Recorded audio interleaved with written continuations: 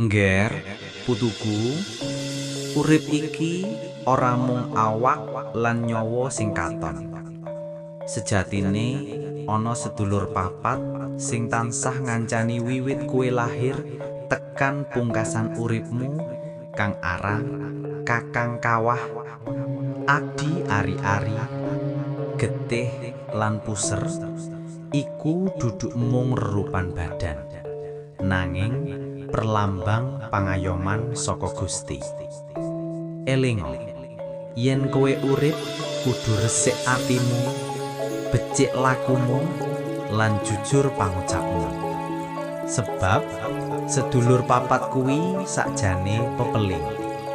Yen manungsa aja nganti kelangan arah lan dharma. Sing eling lan waspada bakal pinaringan dalan kang padhang.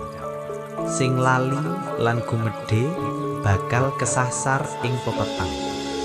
Mula, ngger, putuku, uripa sing rukun karo awakmu dhewe, ngopeni batin lan tansah eling marang sing maha kuwasa. Amarga sing bisa njaga awakmu sak tenane ya awakmu dhewe sing tansah eling lan waspada.